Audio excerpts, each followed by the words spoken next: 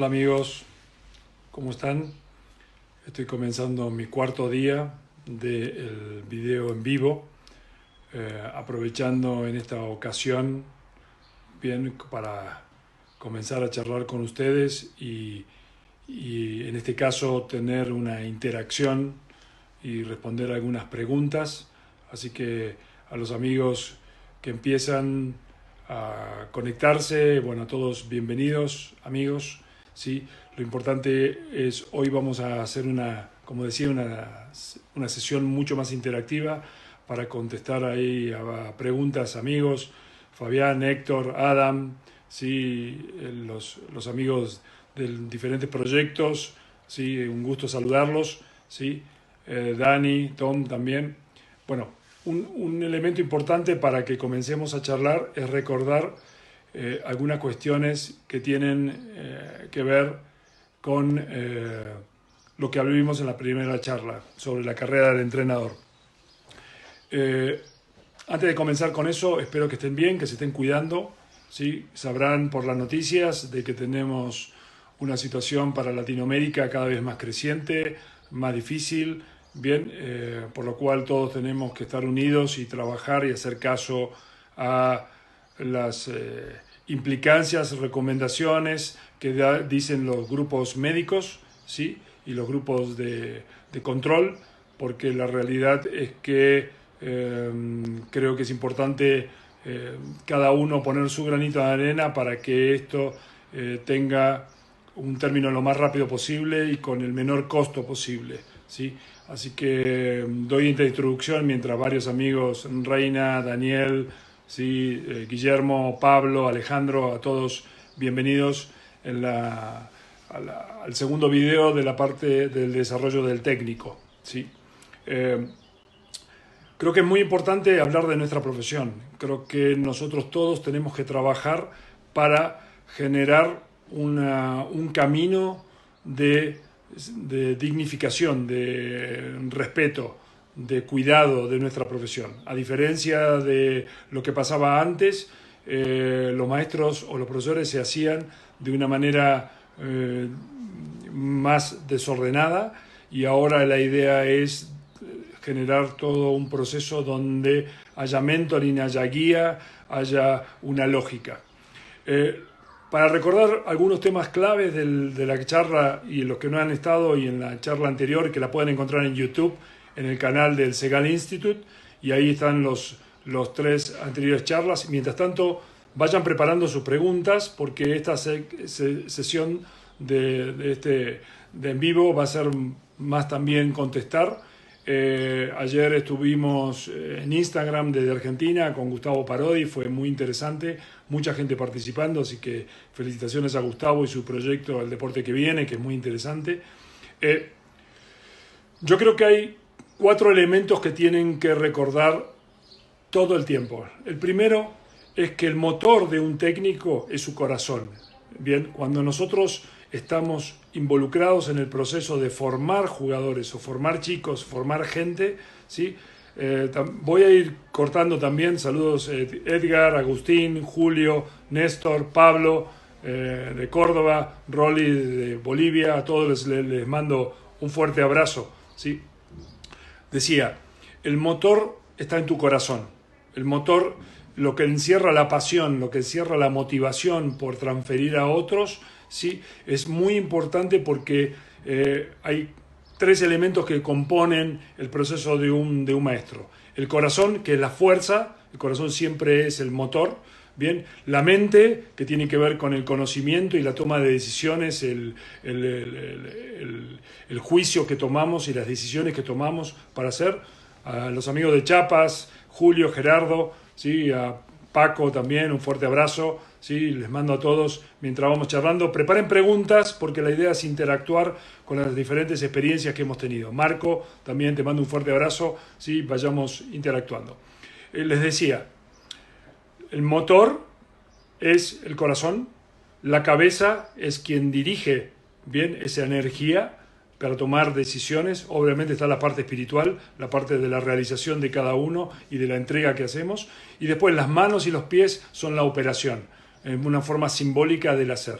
Entonces yo creo que siempre recuerden 4 elementos que son fundamentales. La primera, que tenemos que encontrar para nosotros el significado profundo que tiene enseñar, transferir, darle a otros, ayudar, guiarlos por un deporte tan lindo. Probablemente, como dije en el anterior video, tenemos una de las profesiones más lindas del mundo, ¿sí? O sea, nosotros nos ganamos la vida enseñando un deporte, nos ganamos trabajando con la salud, trabajando con la diversión de la gente, con el esparcimiento, con la competencia también, ¿sí? En el caso de los que puedan estar en alto rendimiento. Por lo cual es bastante importante entender el significado de lo que nosotros hacemos, ¿sí? Yo empecé a enseñar a los 16 años, o sea, tengo casi 44 años de enseñanza en el tenis y voy a hacerlo hasta mis últimos días, como en la historia de Felipe, que también hasta su último día recorrió el camino de la enseñanza del tenis. Y así creo que la mayoría de ustedes lo va a hacer. Ahora, el compromiso nuestro es no quedarnos, estar siempre en un proceso fundamental de mejora constante. Es muy importante seguir aprendiendo, seguir mejorando. Creo que esta situación de cuarentena nos da una posibilidad de innovar, de investigar, de ver lo que estamos haciendo y en dónde podemos mejorar, ¿sí? Entonces, para mí, fuerte saludo para Daniel, Jesús, Marisol, Roscoe Tanner, finalize Wimbledon. Hi, Roscoe, a big hug for you. Entonces, para mí es muy importante que tomemos en cuenta 4 conceptos fundamentales. El primero, tener gran pasión por lo que estamos haciendo, generar una motivación continua. Segundo, la importancia de seguir mejorando. Tercero, generar un sistema, generar un modelo que no importa cuál sea el tuyo, pero que sea un modelo de transferencia de información en forma continua y en forma lógica, ¿sí? Y la cuarta, que trabajes contigo mismo los elementos que tienen que ver con la mejora de tu personalidad, de tu persona, de lo que traes, tus valores personales, ¿sí? Y tus valores de gestión. Voy a explicar un poquito más adelante. El segundo elemento que es fundamental, que tenemos que entender, es que hay como una mala prensa con respecto, o una excesiva prensa, mejor dicho, para el alto rendimiento. El alto rendimiento es como en México se dice la cereza del pastel, o la frutilla de la torta, diríamos en Argentina, ¿sí?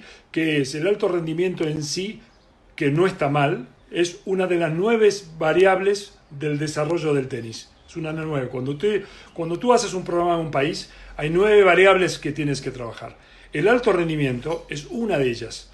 Una de las más importantes, o sea, hay 2 que son muy importantes que acompañan. La variable de la promoción, que la gente conozca nuestro deporte, ¿sí? Es como cuando tú vas al supermercado y alguien te hace probar los quesitos o el jamón. ¿Qué está haciendo? Está promocionando su producto, te lo da a probar, ¿sí? Para que lo conozcas, ¿sí? Y entonces es muy importante para nosotros es que todo programa de desarrollo tenga un programa de promoción. ¿Cómo se hace un programa de promoción? Con una clínica gratuita, con una acción donde la gente te conozca, ¿sí? Sin que tenga un costo, y entonces introduce.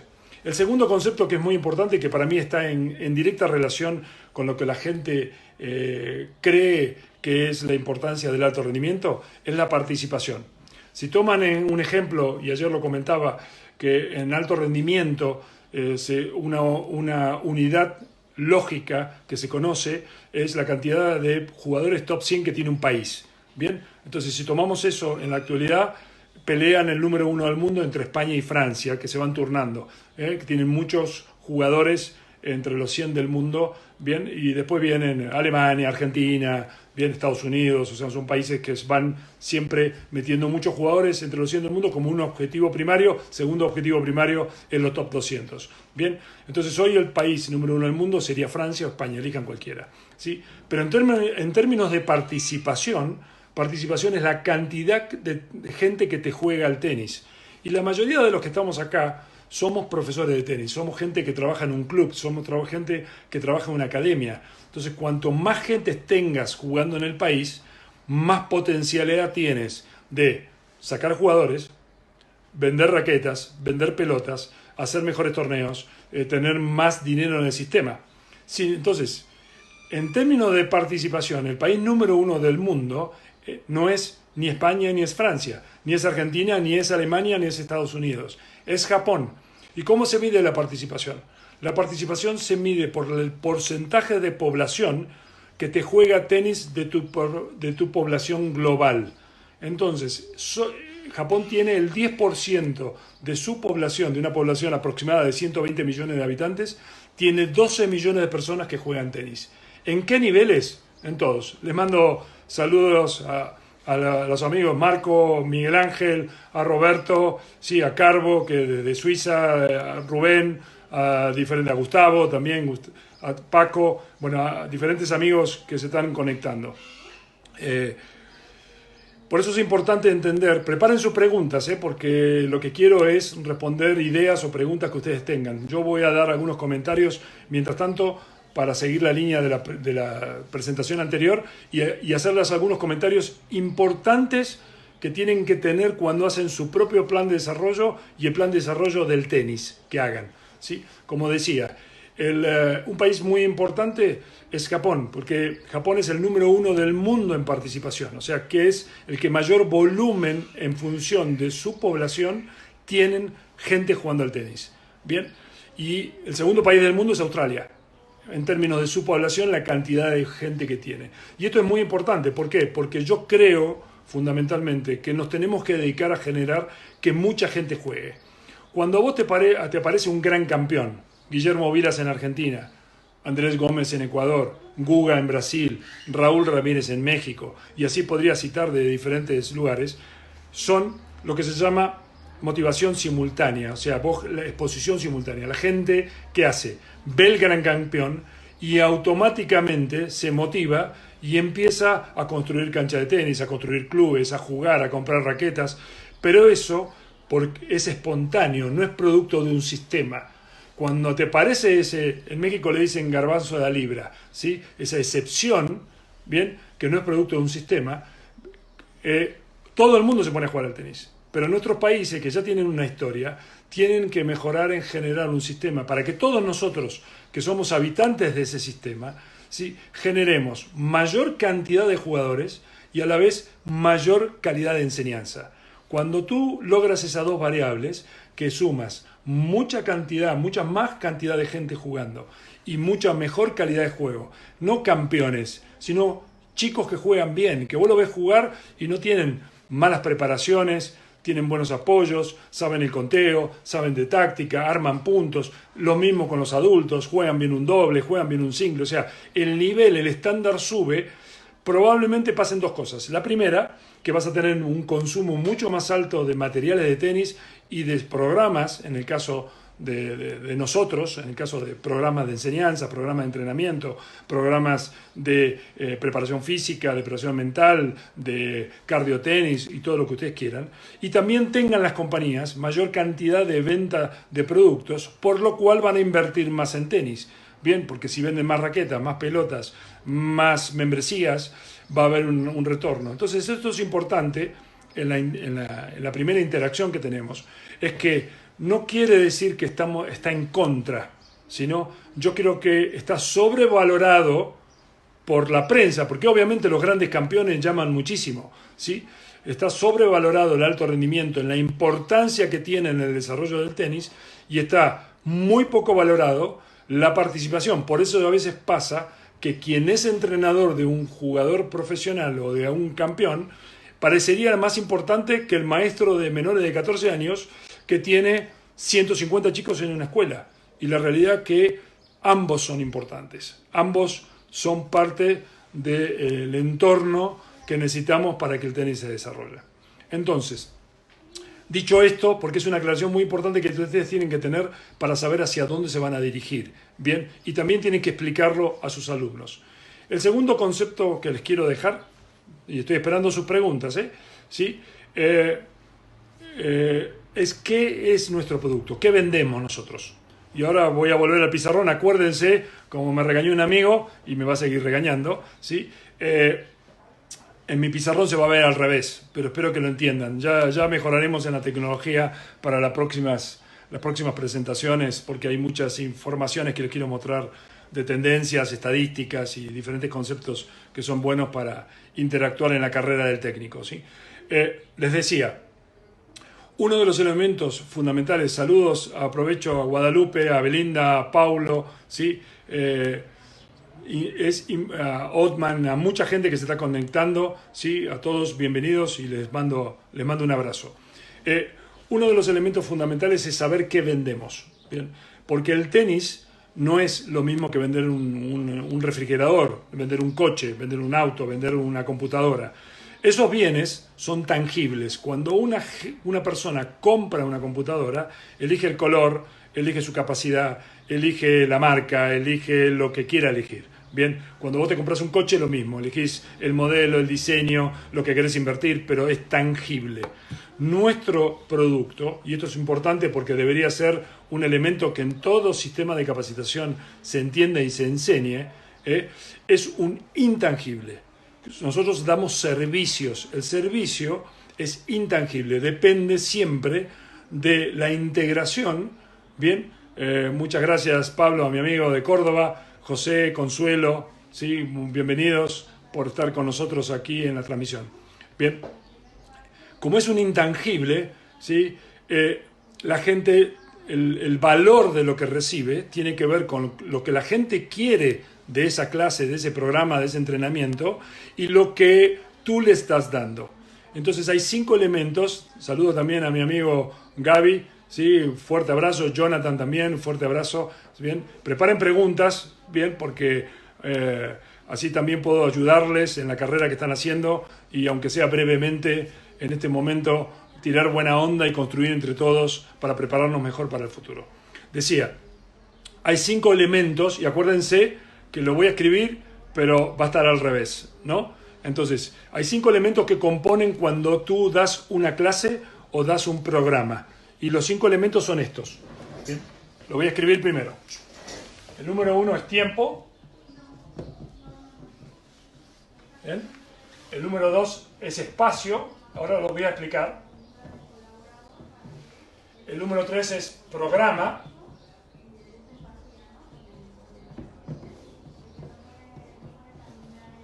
El número 4 es calidad de servicio.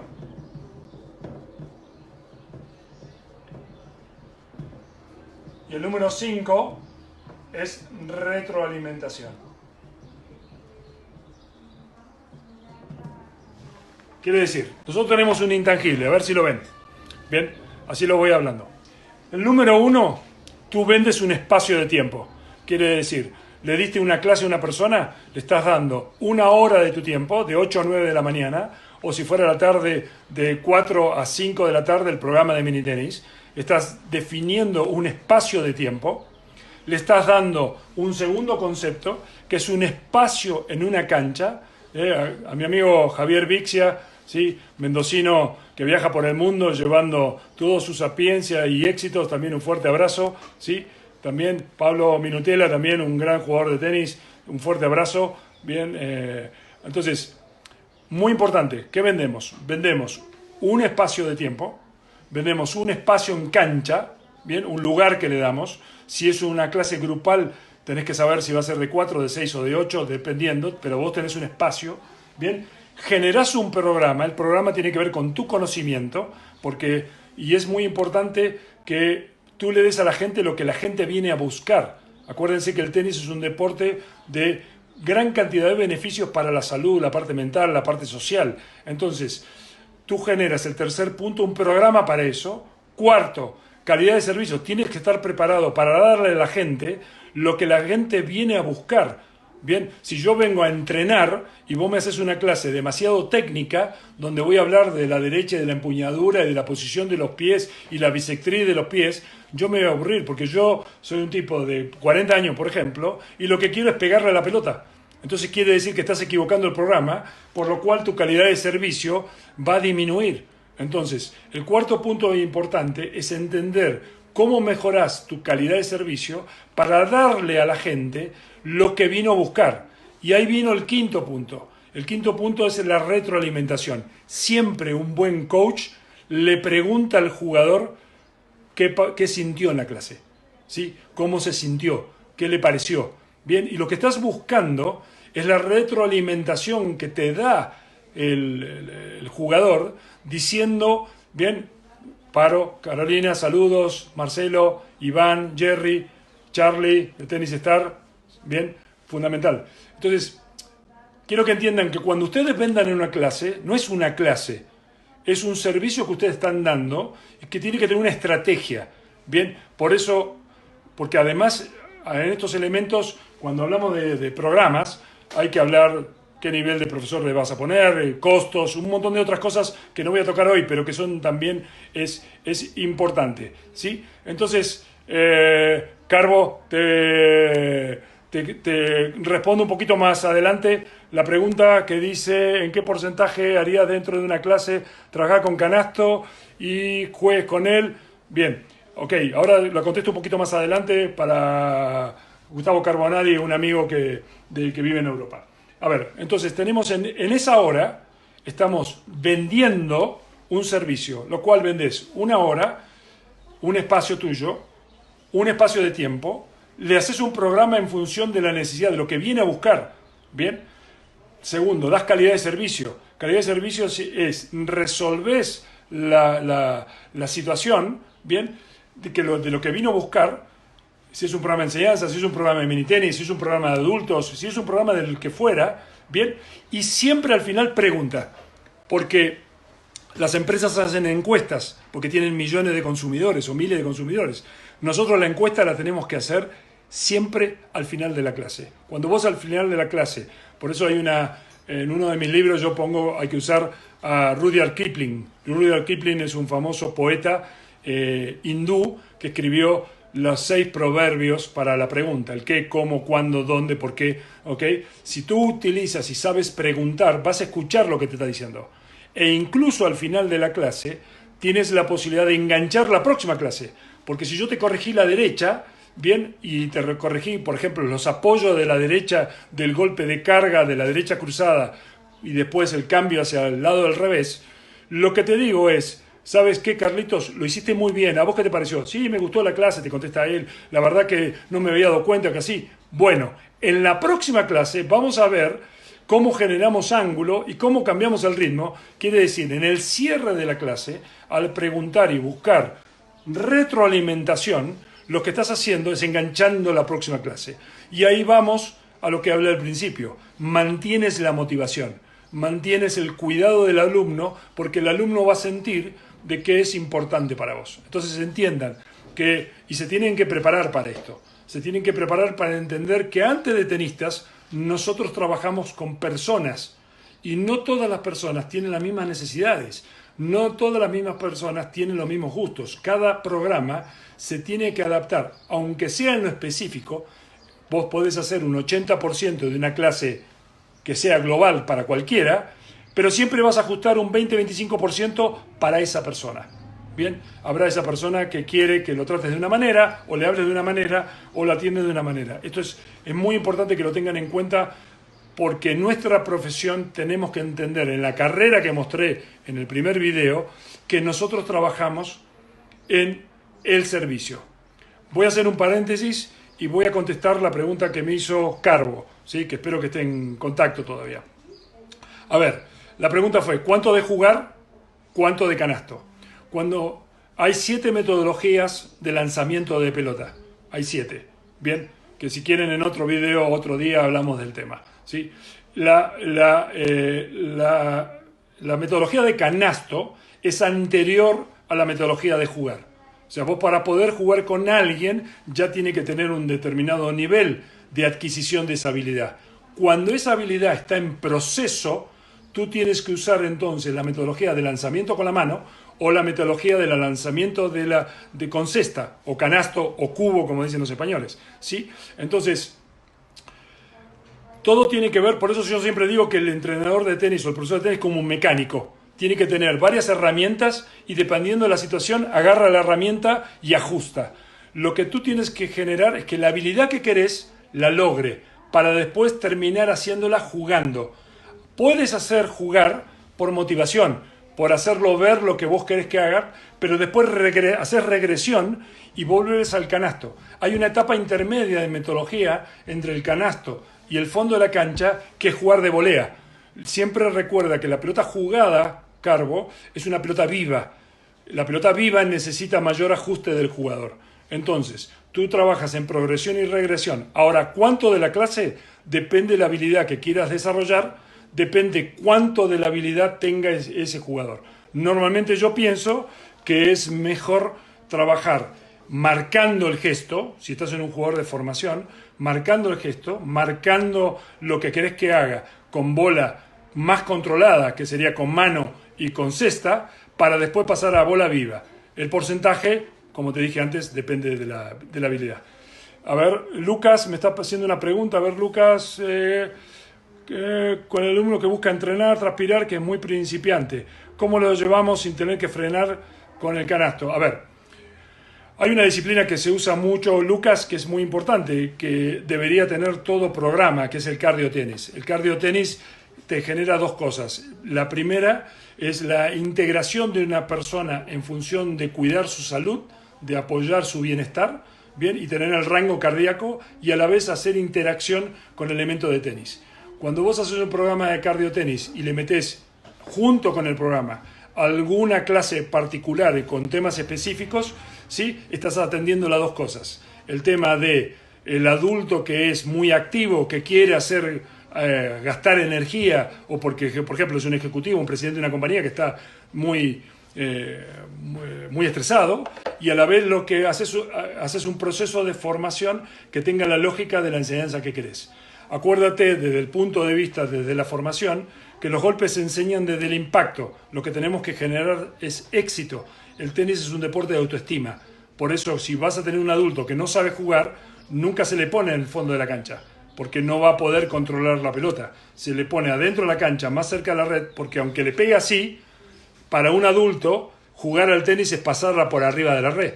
Por eso a veces vos te encontrás que gente que no sabe jugar al tenis, pero por ejemplo jugó a otros deportes, fútbol, el futbolista pasa mucho, el tipo corre por todos lados y llega y la pasa, y llega y la pasa. Bien, porque aunque no tenga el gesto técnico, entiende la lógica del juego. Entonces yo creo que siempre tenemos que basarnos en la enseñanza sobre la lógica del juego.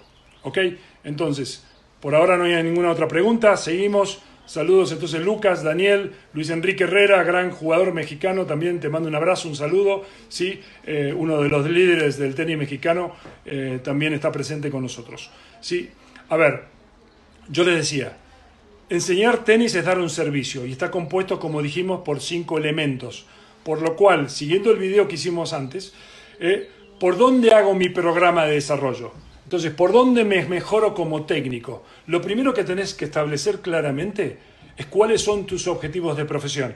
Seguramente aquí hay gente de 25 años, gente de 30, gente de 35, 5 de 40 o de 50. Lo importante es establecer tu propio sistema y tu propio criterio. Yo siempre creo que todos los entrenadores somos emprendedores y como emprendedores tenemos que generar nuestro propio esquema, nuestro propio sistema, incluso nuestra propia marca. Bien, entonces hay algunos elementos que les quiero decir sobre la carrera para después aportar mientras aparece alguna otra pregunta que pueda ayudarles. ¿Sí? Recuerden que para mí es muy importante hablar sobre la carrera del técnico. ¿Sí? Casi todos nosotros nos formamos en forma empírica.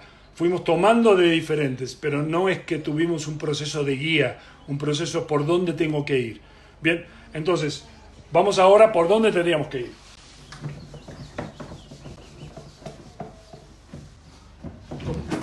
Como dije antes, lo escribo primero, ¿sí? Lo escribo primero y luego lo comento. Tú tienes un programa de desarrollo. Vamos a suponer que sos un entrenador de 25 años y tú dices que a los 35 años, mentalizándote, estás en la etapa de formación, quieres tener tu propia academia. ¿Sí? Hoy estás trabajando para alguien, estás trabajando en un club, pero la realidad es que eres inquieto, eres emprendedor y el día de mañana quieres tener tu propio negocio, no quieres trabajar para nadie. Bien, entonces, generas un programa de desarrollo. Los que vieron el video anterior, te acuerdas que todo lo que llevas antes de los 25 años son los valores que traes de la familia, quién eres, qué entorno, qué te dieron, tus amigos. Todo ese contexto te forma tus valores personales. Bien, entonces vamos a poner BP de valores personales. Entonces, ¿qué haces? Haces un planteo sobre los elementos que tenés que mejorar. Tú planteas a la edad de 35 años tener tu propia academia.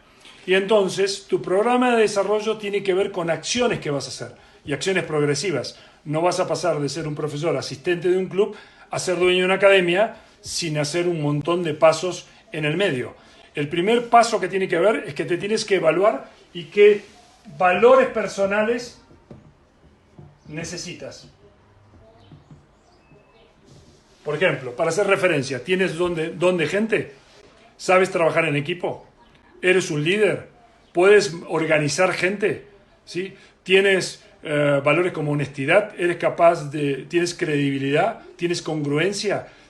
¿Eres capaz de llevar adelante un proceso y cumplirlo? ¿Sí? ¿Eres confiable? Me sale en inglés, pero confiable, bien, para la gente, para el club. O sea, tienes que trabajar contigo mismo. ¿Qué valores necesitas para ser a los 35 años un director?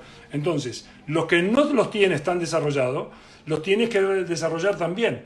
Bien. Lo segundo, tienes que trabajar lo que todos hacemos. Calidad de producto. Bien. No es lo mismo enseñar para alguien que enseñar un sistema. Entonces, empiezas a aprender más y dices, bueno, ok, voy a hacerme un curso de mini tenis, voy a hacer un curso de formación, voy a hacer un curso de preparación física, o no tengo el título del país, voy a sacar el título de profesor o entrenador, o voy a sacar una licenciatura que también sirve. Quiere decir, la calidad de tu producto tiene que ver con el contenido que le vas a ofrecer a los alumnos, no importa el nivel que tengan, ¿sí? Tienes que llegar a los 35 con un muy buen nivel de calidad de producto. Tercer elemento que incorporas, comunicación y marketing. Comunicación. Por ahí eres el mejor enseñando a la derecha, por ahí eres el mejor enseñando al revés, pero no necesariamente eres el mejor comunicando. Hay gente que es muy buena en el tenis, pero no sabe comunicar a 100 personas, ¿bien? O a 1000 personas. Por eso que muchas veces cuando alguien dirige un país tiene que tener no solamente la capacidad de organizar, sino también tiene que tener la capacidad de comunicar a los diferentes actores qué es lo que se quiere lograr. Bien, entonces capaz que eres muy bueno, pero eres introvertido, o eres cerrado, o la gente te viene a hablar y tú bajas la cabeza, o no saludas, por ejemplo. No saludar para un entrenador de tenis es muy mala política, porque el fuerte nuestro, como yo siempre digo y lo pongo en mis libros, nosotros estamos en el negocio de conectar a la gente. Lo conectamos con el deporte y a través del deporte. Bien, imagínense, yo soy de otro país, llego a un país, siempre jugué al tenis toda la vida, ¿qué hago primero? Me hago socio de un club. Si el profesor inmediatamente me saluda y me dice, ¿qué tal, Fernando? ¿Cómo te va? Sí, vos venís de Argentina, qué bueno. Mira, te presento 3 amigos a ver si te jugás un doble. O sea, inmediatamente genera una interacción, y lo que hace el entrenador, a diferencia del entrenador de antes, el entrenador de antes esperaba que el alumno lo fuera a buscar, porque lo que vendía era la mano. El entrenador moderno, ¿sí?, tiene que entender el modelo de gente que tenemos, que está bombardeada de marketing, bombardeada por las empresas, y quieren que la vaya a buscar. Entonces tú tienes que tener la misma capacidad de comunicación independientemente de tu personalidad. Es parte de tu estrategia. Por lo cual, hagan cursos de comunicación. Hoy, comunicación en redes sociales es clave. El otro día, yo en una charla con entrenadores les decía, ¿sí?, cuando van a escribir un email, bien, y van a escribir sus razones para negociar algo, no hagan un email de 3 páginas. Cuando tú vas a negociar con alguien, lo que fuera, un directivo, un presidente de un club, el email tiene que ser corto. ¿Por qué? Porque ese señor no tiene tiempo. Bien, y si no tiene tiempo y tú quieres explicar muchas razones por las cuales te tiene que contratar, es mejor que el email sea corto y que generes una reunión para explicar tus razones. Entonces el concepto del email, a mí si me mandás un email de 2 páginas, no lo voy a leer, o prácticamente voy a leer lo más importante, incluso lo voy a descartar porque no estás respetando mi tiempo. Entonces hay que entender cómo piensa la gente que toma decisiones, por lo cual entrenarse en comunicación, y esto es larguísimo, esto para hacer 10 vivos sobre este tema solamente, ¿sí? Tienen que entrenarse a los jóvenes sobre todo en comunicación y en marketing. ¿Y por qué en marketing? Porque en marketing tiene que ver con las estrategias de mercadeo, ¿sí? El marketing ajusta tu mensaje a una estrategia comercial y todos nosotros estamos vendiendo siempre. Todas las personas del mundo siempre venden. ¿Se vende en forma consciente o se vende en forma inconsciente? Los que venden en forma consciente tienen un plan. Los que venden en forma inconsciente no tienen ningún plan. Y entonces después se quejan, pero la gente no sé por qué lancé este proyecto y no viene nadie. ¿Sí? Pero ¿estudiaste cómo había que hacerlo? ¿Estudiaste qué canales usar? ¿Qué palabras usar? ¿Cómo te vas a presentar? En las empresas hay una palabra muy clave en el marketing que se llama posicionamiento. ¿Qué es posicionamiento? Es la posición que ocupás en la mente del otro. Muchos de nosotros, o la mayoría de nosotros, creemos que somos de una manera y la gente te aprecia de otra manera. Entonces, por eso las empresas estudian cómo generan un posicionamiento en tu mente. Por eso gastan tanto dinero en publicidad, porque si quieren mostrar de determinada manera. Por eso las empresas de refresco ahora están con todo el tema de ecología, del cuidado del medio ambiente. ¿Por qué? Porque generan obesidad, porque generan diferentes tipos de problemáticas para la población infantil, para los adultos. Entonces, las empresas con la publicidad, con la estrategia de marketing, buscan posicionarse de una manera para que la gente los vea. Lo mismo pasa con los entrenadores, lo mismo pasa incluso con los jugadores, ¿sí? ¿O ustedes creen que ponerse el Rolex cuando Federer gana un Grand Slam no es una estrategia de marketing? Cuando va a saludar y se pone el Rolex primero y saluda con el Rolex en la mano. Bien, es porque no solamente es un gran campeón fuera de la cancha, adentro de la cancha, sino también lo es en términos de que él sabe que es una empresa en sí misma. Bien, y eso está estudiado, eso está totalmente preparado. Entonces, a los jóvenes y a los que no son tan jóvenes, estudian sobre marketing, estudian sobre el manejo de las relaciones con las personas. Por ejemplo, hay otra disciplina que creo que todos los entrenadores tendrían que trabajar, que es la programación neurolingüística, ¿sí? La PNL, porque eso permite entender cómo recibe el mensaje el otro, cómo lo interpreta y cómo mejoras en el mensaje. Y finalmente, tienen que saber de gestión. ¿Qué es gestión? Me voy a dar un ejemplo. Sos el mejor entrenador de derecha de tu país. Nada. Pero ¿qué ocurre? Llegas tarde, ¿sí? A veces en algunos casos llegas tomado, ¿sí? En otros casos no saludas a nadie. Sos el mejor de la derecha, pero de gestión no entendés. No entendés que en la vida hay que ser congruente y tener una calidad de servicio. Que no importa que seas el mejor de la derecha, la gente va a elegir a quién le da el mejor servicio. Antes pasaba que la gente que no estaba tan bombardeada en calidad de servicio, quizás no le daba tanta importancia. Hoy sí le da mucha importancia. Entonces no importa que seas el mejor de la derecha, importa que tengas una estrategia de gestión y que en esa estrategia de gestión, entre lo que digas y lo que hagas, haya muy poca diferencia. La mayoría de los programas no fallan por conocimiento, fallan por falta de calidad de comunicación y falta de calidad de gestión, ¿sí? Entonces, ¿cómo hago un plan? ¿Cómo hago una programación? ¿Cómo la implemento? ¿Cómo entreno mis equipos? ¿Cómo cumplo horarios? Si tengo que pagar, ¿cómo cumplo? O sea, todos son elementos de gestión que hablan de quién eres. Entonces, cuando ustedes plantean, voy a hacer un programa para mí mismo, de los 25 años a los 35, para los 35 ser un director y tener mi propia academia, mi propia marca, empiezas a, primero, escribir tu visión, ¿sí? Lo que vos querés, claramente, lo más claramente posible. Bien, segundo, empiezas a, lo que no sepas, tienes que empezar a estudiar, tienes que empezar a mejorar, tienes que empezar a consultar.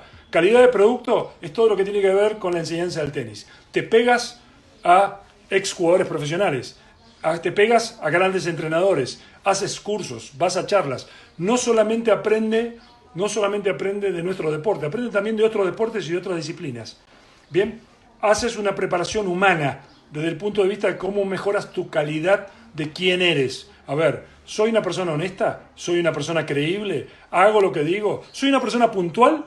¿Sí? Por ejemplo, para nosotros los latinos la puntualidad, me decía un amigo francés que me decía, para ustedes 2 de la tarde está entre 1:50 y 2:30. O sea, nunca sabes, para nosotros 2 de la tarde es 2 de la tarde. Bien, entonces hay que trabajar sobre eso, porque si tu alumno quiere gente que cumple, bueno, vas a tener que tener la cancha antes. Bien, entonces, a ver, ¿alguna pregunta, amigos?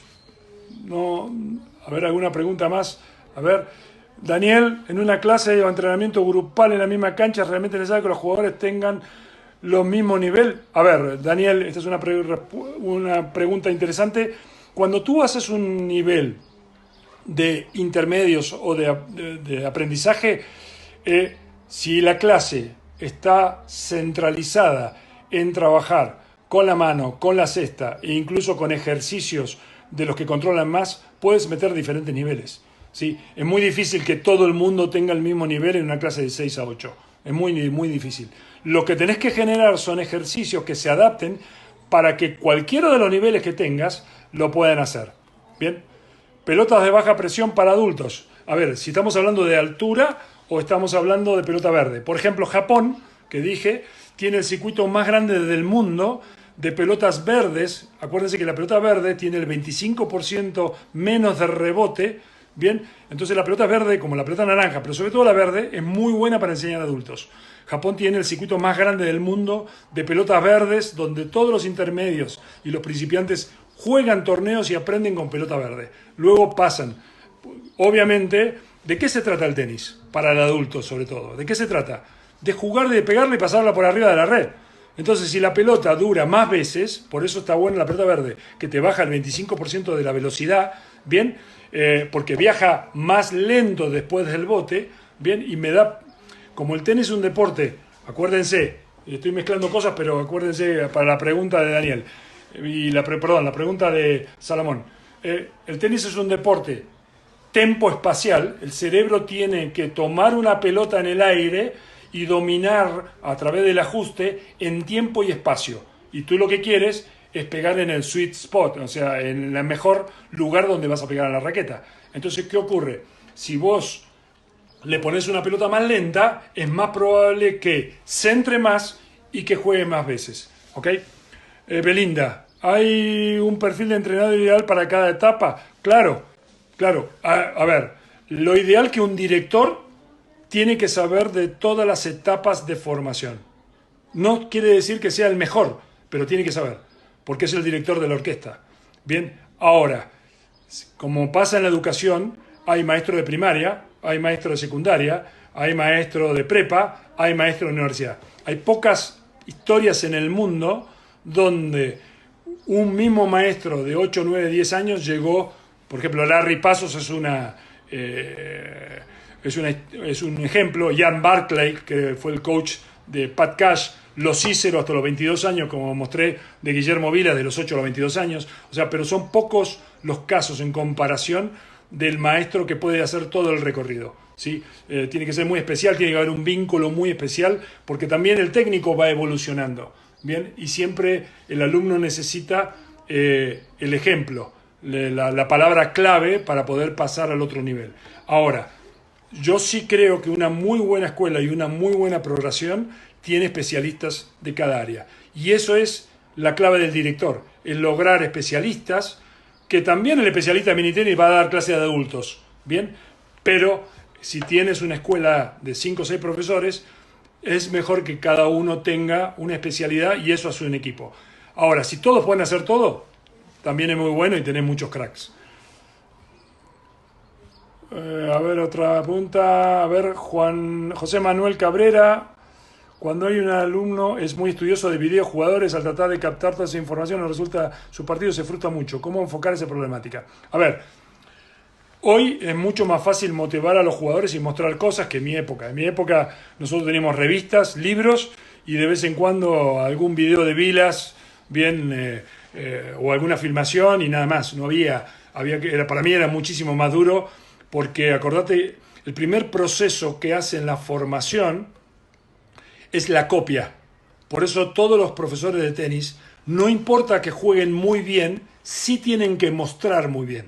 Tú tienes que mostrar el golpe correctamente de lo que querés, porque el primer proceso es de copia. El segundo proceso en el canal es auditivo y el tercero es de kinestésico, de sensibilidad. Como dije la otra vez en el anterior video, por eso los jugadores hablan de no la siento. Nadie dice hoy perdí porque no la vi. Bien, porque el canal más fuerte en el tenis es el kinestésico. ¿Cómo manejas que vean? Tú tienes que hacer tu propio proceso en tu sistema de los jugadores que ellos, del tipo de derecha, del tipo de revés, de los jugadores que son claves para vos. Bien, está comprobado que todos los jugadores, la diferencia está en estilo, pero si tú lo agarras a Rafa, lo agarras a Federer, lo agarras a Djokovic, biomecánicamente en los puntos claves casi son iguales. Bien, la diferencia es que por ahí Rafa carga con la mano, la levanta porque es el método español, ¿sí? Bien, hoy lo hace más corto que antes, porque el backswing antes era mucho más largo, ¿sí? Djokovic antes, si se acuerdan, hacía la raqueta para atrás y ahora ya no lo hace, la lleva derecha. Bien, Roger también hacía más círculo y hoy el círculo suyo es más chico. Biomecánicamente todos los jugadores, no hay que confundir estilo, ¿sí?, con impacto o mecánica. Bien, entonces, tú haz tu propio sistema de videos para que los jugadores vean qué golpe, qué característica tú quieres en el caso de tu jugador. Juan Cifré, en clase de grupos, ¿eres partidario del mismo sexo? Por supuesto, no pasa nada. Tú puedes hacer, depende del nivel. Si estás en entrenamiento, los hombres quieren con hombres, las mujeres con mujeres. Pero si la mujer juega muy bien, tranquilamente puede entrenar con hombres. Al contrario, creo que en una academia pasa lo mismo. O sea, eso creo que es parte de una muy buena estrategia de integrar, ¿no? En clase de grupos, ¿eres más partidario del mismo sexo? Bueno, lo mismo, ya te lo contesté. A ver si tenemos alguna pregunta. Saludos a los amigos Hugo, Marco, Win, Sergio, Edwin, un gran entrenador de Argentina, muy amigo, Jerry Walterborg, creo que está en contacto, te mando un fuerte abrazo, Jerry. Jerry es uno de los mejores entrenadores, ha escrito muchos libros y creo que es alguien que el tenis argentino tiene que valorizar mucho porque ha transitado muchas generaciones y como en el caso de él, como Pepe Lorca, como Tito Vázquez o como muchos otros que son popes de la enseñanza del tenis argentino, hay que celebrar que los tenemos y que pueden aportar mucho. ¿Cómo ayudar en los nervios? Cae en la frustración. A ver, José Manuel me pregunta. Esto es muy importante, una buena pregunta. Yo creo que la presión se enseña a manejar desde muy temprana edad. El tenis es uno de los deportes que la presión está incluida en el propio nombre del tenis. Bien, entonces, ¿cómo aprendes a manejar la presión? Primero, y yo siempre le digo a mucha gente, ¿no? El tenis, igual que el golf, son los únicos dos deportes que adelante de tu nombre hay un número. O sea, yo no soy Fernando Segal. Si jugara al tenis profesional, soy Fernando Segal, número tal. Bien, entonces el número y la cantidad de puntos para un tenista siempre es su lenguaje.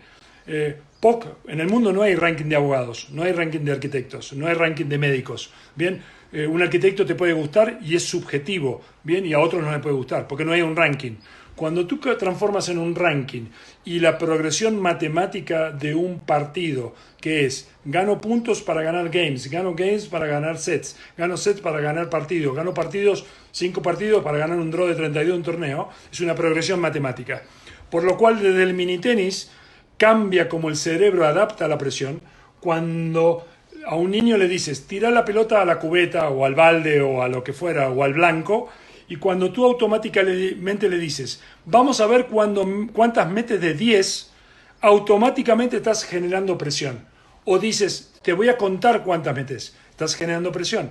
Pero ¿qué hace el cerebro? Se empieza a adaptar a esa presión. Por eso desde el mini tenis siempre tienen que meter números. Siempre tienen que meter evaluaciones desde el número. ¿Por qué? Porque eso va a permitir que el chico aprenda el día de mañana que cuando compite, ¿sí?, pueda manejar la presión. Cuando el chico aprendió mucho de técnica, jugó todo muy lindo y jamás lo hicimos competir en una clase. Por eso creo que hay un error muy frecuente, es que la competencia es parte del proceso formativo, pero se tiene que competir haciendo ejercicios en la clase. Entonces estás aprendiendo al chico a competir. Por ejemplo, el otro día contaba, para mí, hay un error que hace todas las academias, y que yo siempre donde voy y donde diserto o ven mis libros, digo, ¿por qué los últimos 10 minutos de una academia o una escuela juegan un ejercicio divertido? Si el que gana el partido del tenis es el que gana los 2 últimos puntos, quiere decir que en los últimos 10 minutos vos tenés que meter super perro, vos tenés que estar super full. ¿Por qué? Porque como el cerebro aprenda por hábitos, y si yo mi hábito es que al final del entrenamiento me relajo, es lo que voy a hacer en los partidos. ¿Sí? Nosotros respetemos que trabajamos para el estándar. El que es competidor, o sea, yo por ejemplo en el programa de Argentina teníamos a Coria, a Navaliana, a Casuso, esos eran leones ellos mismos. Tenían 13, 14 años, ya eran leones. Lo que hicimos nosotros es ayudarles a desarrollar el león que ya tenían, ¿sí? Entonces, pero la realidad es que nosotros trabajamos para normales. Entonces los normales tienen que saber que el que gana en el final es el que gana. Yo puedo haber estado todo el partido y llegar al 5 iguales, ¿sí? Y todo el partido, y gané el primero 6-1, iba 4-0, me levantó el otro, y me voy a quedar que gané el primer set 6-1. No, el que gana el partido es el que gana los últimos 2 puntos. ¿Cómo trabajas sobre eso? Mete números desde el mini tenis, trabaja para que adapten la presión desde la primera etapa. Y obviamente, en el término de los nervios, muchos trabajos que tienen que ver con la respiración, aprender yoga, aprender tai chi, bien, aprender a conocerse. Hay 1000 rutinas que se pueden hacer. A ver, Fernando Ortega, bien, muy bien. Gracias, Fernando, por tus palabras. ¿Cuál es la mejor manera de dividir 3 canchas en el entrenamiento? Hay muchas formas, Daniel, de planificación. Sería muy largo hacerlas. Hay muchas. Tú puedes hacer planificación por situaciones de juego. Hay 5 situaciones de juego. Saque, devolución, fondo de cancha, ataque y defensa. Puedes hacerlo por validez técnica. O sea, haces una cancha de técnica, una cancha de táctica, una cancha de biomecánica y una cancha de trabajo físico en cancha. Hay muchas opciones. Es una pregunta muy amplia. Te la agradezco porque es muy buena, pero es muy grande. A ver... Yo tengo niños, Sergio García, yo tengo niños de 5, 6, 11 años que inician, y es importante, inician a andar con mamó la pelota, aunque los papás vean que en 2 meses no usaste una raqueta. A ver, en las etapas iniciales, primero a los padres, esto es otra, gracias Sergio porque me da para abrir a otra cosa, los padres hay que incluirlos en el programa. Cualquier academia, cualquier proceso se tienen que entrenar para poder informar a los padres. Siempre vas a tener el padre obsesivo, siempre vas a tener el padre que el chico tiene 6 años y te trae diciendo que tiene el próximo Rafa Nadal.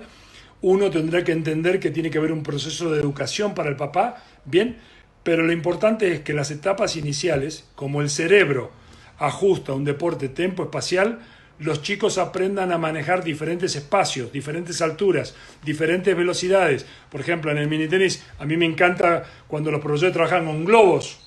¿Ven? ¿Por qué? Porque los globos trabajás el eje de los hombros y trabajás el espacio de la bola que después vas a trabajar de arriba para abajo. Entonces, creo que en etapas iniciales es muy importante fortalecer el desarrollo psicomotor y cuanto más sepan de eso, mejores van a ser. Mane, ¿a qué edad el niño ya tiene que estar bien armado técnicamente? Lo expliqué en el anterior video, en el segundo video. Hay un estudio de la Federación Alemana que dice que el 85% de lo que un jugador, y quiero ser muy específico, el 85% de lo que un jugador va a jugar si es profesional, lo aprende antes de los 14 años. ¿Bien? Entonces, es como si no aprendiste a hacer división, a hacer multiplicación, y lo tienes que aprender después a los 15 años. No quiere decir que no lo vas a aprender, pero lo vas a aprender con más dificultad que alguien que lo aprendió a los 6, 7, 8 años. Bien, entonces, en las edades tempranas, entre los 3 y los 14 años, hay que tratar que el jugador sea lo más completo posible. ¿Y qué significa el más completo posible? Bueno, para los que lo quieren, yo lo explico mucho en mi libro. Este es mi libro SAF, que es un libro que salió en Argentina en el año 97, ¿sí?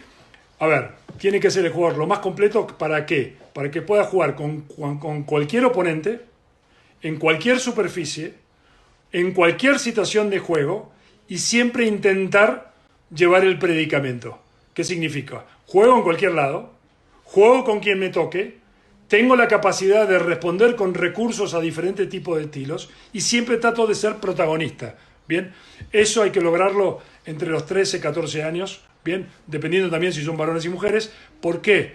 Porque la etapa que viene después, tú tienes que entrenar lo aprendido. Cuando los chicos empiezan a entrenar mucho a tempranas edades, dejan de prestar atención de otras cosas que tienen que aprender. Entonces se transforman en jugadores incompletos. Porque cuando tu jugador de 17 años está aprendiendo a volear, los alemanes, los franceses, los ingleses, ¿bien? Los gringos, lo que fuera, ya están compitiendo sabiendo volear.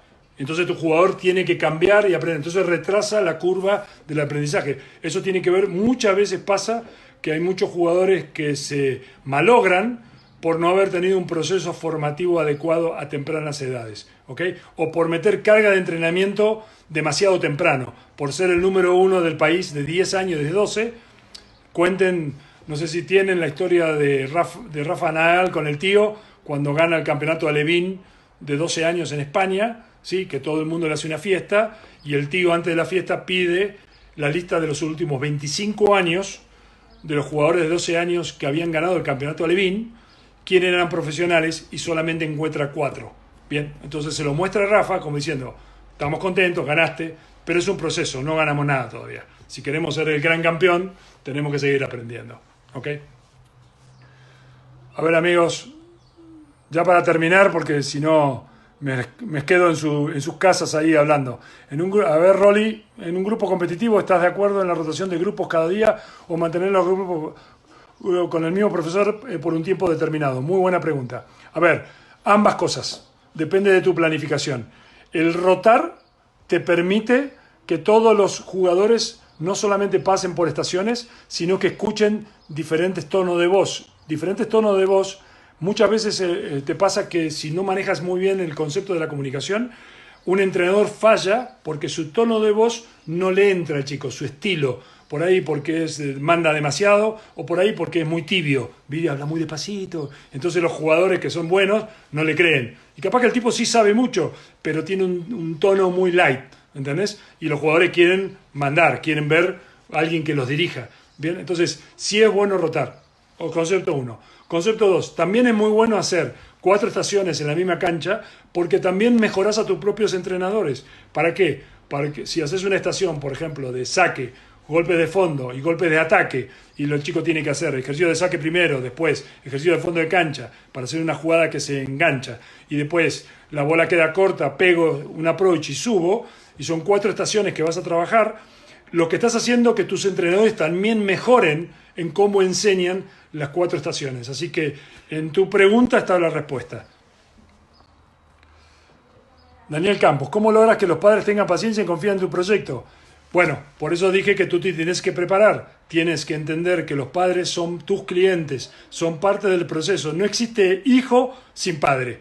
Si ese chico tiene el talento y va a estar contigo en un proceso formativo y tiene la capacidad de ser jugador o tiene un nivel normal, pero va a jugar tenis y el día de mañana va a la universidad, los padres son parte del proceso y es tu dilema lograr la confiabilidad, la congruencia, elementos por escrito y apoyándote en otros para que los padres confíen en que sabes lo que estás haciendo.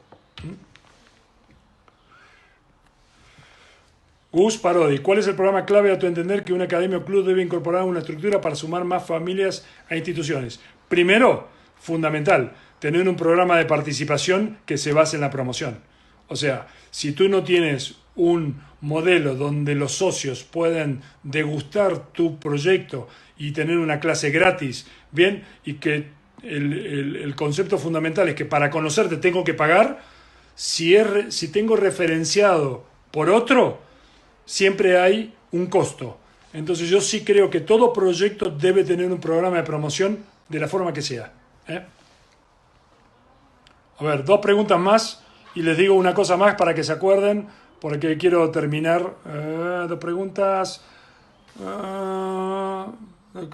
Ahí hay algunos amigos que son más. De la camada del 92 Argentina, Velotti, Collarines, Facu, Mena, Coria, Peque. Se puede aplicar el tiempo que estás dando, es llegar más tarde. Claro, Claro, bueno, Frana, por ejemplo, es otro ejemplo de un jugador que fue madurador tardío. A veces la maduración, bien, Martín del Museo Tenis, muy lindo proyecto también, me está preguntando de la camada del 92, donde teníamos a Velotti que ganó Roland Garros Jr. Contra Collarini, ¿sí? Y sin embargo, de esa generación también está el Rosarino, que también hay que sumarlo a ese grupo. Que es el grupo de una generación increíble de Argentina de mucho talento, ¿sí? Y Schwarman es el mejor. Y Schwarman en juveniles era el quinto jugador. Hay una historia que siempre cuenta mi amigo Tito Vázquez, es que cuando se regresaban del US Open, Schwarman perdió primera de quali, de clasificación, y con los shorts se vuelve en el avión, ¿bien? Porque había perdido y no tenía tanto dinero, y sin embargo hoy Schwarman, por eso Schwarman es un ejemplo.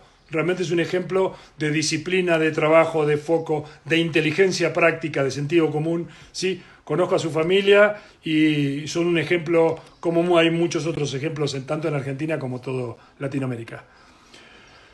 Claudio Toscano, ¿cómo podemos integrar los trabajos mentales dentro de la cancha? A ver, cuando tú entras a la cancha, los jugadores tienen que saber, Claudio, que se alinean tres cosas fundamentales, ¿no?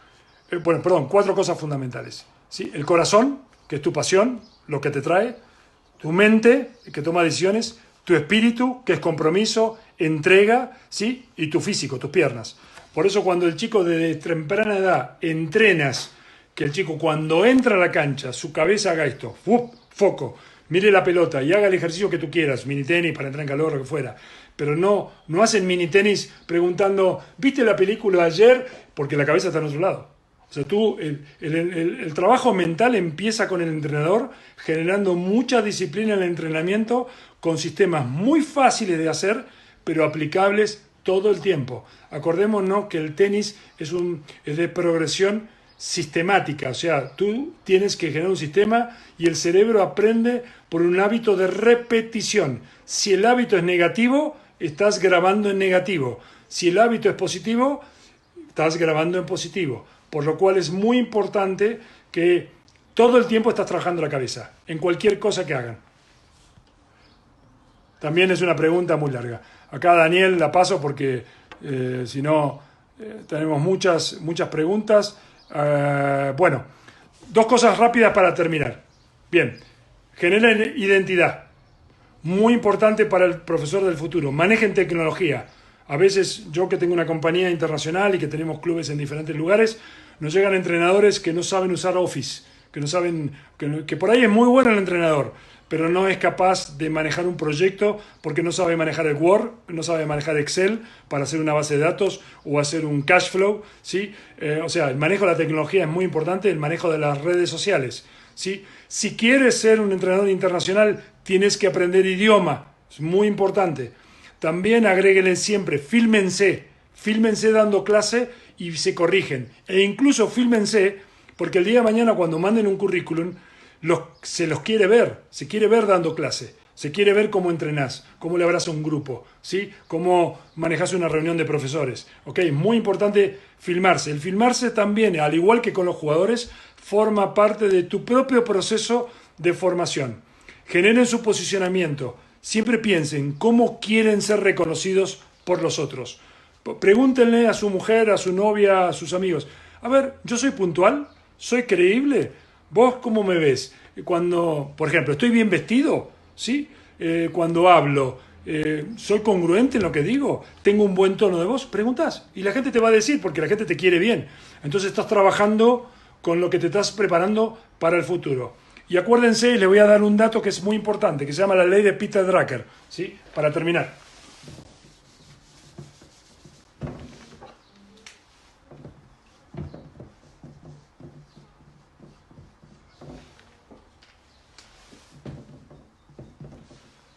¿Qué decía Peter Drucker? Peter Drucker decía, acuérdense que lo están viendo al revés, una persona contenta equivale a 7 personas a la tercera potencia, ¿sí? Entonces, ¿qué es lo importante? Eso significa 349 potenciales contactos. ¿Qué significa? Si vos tenés un cliente satisfecho, un cliente que le diste lo que vino a buscar, ¿qué va a hacer ese cliente? Tengo un profesor de tenis que es un fenómeno, es buenísimo, fue fenómeno para Argentina, es buenísimo, ¿no? Perdón que hable al estilo argentino, pero a ver, que es un crack, ¿sí? ¿Qué va a hacer esa persona? Esa persona va a vender por vos. Este es el principio del boca a boca, el principio científico del boca a boca. Pero también te va a pasar que si una persona habla mal de vos, vas a tener una persona al 7 a la tercera potencia. La potencialidad que el mensaje llegue hasta 349 personas. Entonces, para terminar y agradeciéndoles el momento que compartimos entre todos, felicitándolos por darse este espacio para compartir y dejar que yo les diga mis ideas y responder algunas de las preguntas de ustedes, acuérdense, entrénense como líderes, creen un sistema, siempre alta su motivación y su pasión por esto, ¿bien? Y dignifiquemos la profesión. Tenemos una profesión hermosa, tenemos una de las mejores del mundo, así que les mando un fuerte abrazo, cuídense mucho. La semana que viene vamos a hacer un video en grupo sobre el tenis latinoamericano. El lunes ya lo van a ver. Somos 4 personas del tenis latinoamericano muy interesantes y el jueves que viene van a ver la promoción. Yo les agradezco muchísimo estar en contacto. Cuídense mucho y como les digo siempre, mucha garra, mucha actitud, mucho huevo para llevar adelante cada uno de sus casas la motivación a sus alumnos. Fuerte abrazo.